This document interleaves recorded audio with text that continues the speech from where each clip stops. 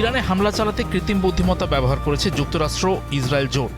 হামলার প্রথম ২৪ ঘণ্টায় ১,০০০-এর মতো লক্ষ্যবস্তুতে আঘাত হানার পেছনে এআই এর কৃতিত্বকে সামনে আনা হচ্ছে। বলে রাখা ভালো, লক্ষ্যবস্তুগুলোর মধ্যে একটি প্রাথমিক বিদ্যালয়ও ছিল। ওই হামলায় ১৫০ জনেরও বেশি শিশু নিহত হলে বিশ্বজুড়ে সমালোচনার ঝড় ওঠে।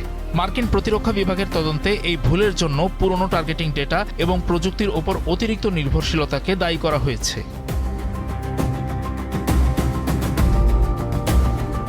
সাম্প্রতিক সময়ে ভেনেজুয়েলা অভিযানেও কৃত্রিম বুদ্ধিমত্তার ব্যাপক প্রয়োগ করেছে মার্কিন সামরিক বাহিনী।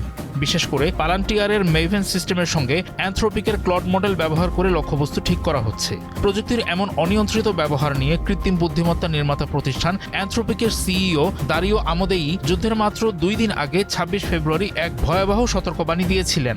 আমোদেই স্পষ্ট জানিয়েছিলেন, এআই সিস্টেমগুলো এখনও স্বয়ংক্রিয় অস্ত্র চালানোর মতো যথেষ্ট নির্ভরযোগ্য নয়। তিনি জোর দিয়ে বলেন, সঠিক তদারকি ছাড়া কৃত্রিম বুদ্ধিমত্তা একজন মানুষের মতো বিচার বুদ্ধি প্রয়োগ করতে পারে না। কিন্তু ওই সতর্কতা উপেক্ষা করেই ২৮ ফেব্রুয়ারি যুক্তরাষ্ট্র ইরানে হামলা শুরু করে আর সেখানে এআই ব্যবহার করে। এক্সট্রিম মশার কয়েল প্ল্যান্ট ফাইবার দিয়ে তৈরি, ডেঙ্গু, চিকুনগুনিয়া বাহি সহ যে কোনো মশার বিরুদ্ধে দেয় এক্সট্রিম সুরক্ষা।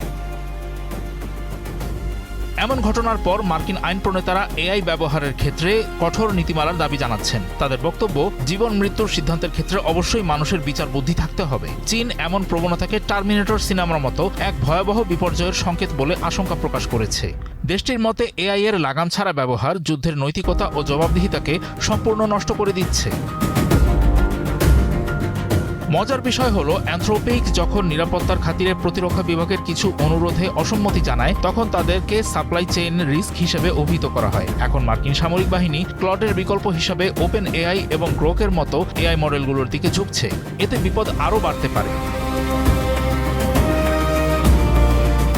সামরিক এআই বর্তমানে ডিসিশন সাপোর্ট সিস্টেম হিসেবে কাজ করার কথা থাকলেও বাস্তবে এটি ক্রমেই স্বয়ংক্রিয় হয়ে উঠছে। অতীতে গোয়েন্দা তথ্যের ভুলে বিচ্ছিন্ন কিছু দুর্ঘটনা ঘটলেও এআই এর কারণে এখন সেই ভুলগুলো ইন্ডাস্ট্রিয়াল স্কেলে বড় আকারে হওয়ার ঝুঁকি তৈরি হয়েছে। সঠিক আইনি কাঠামো এবং মানুষের প্রত্যক্ষ তদারকি ছাড়া যুদ্ধক্ষেত্রে এআই এর ব্যবহার মানব সভ্যতার জন্য এক চরম বিপর্যয় ডেকে আনতে পারে।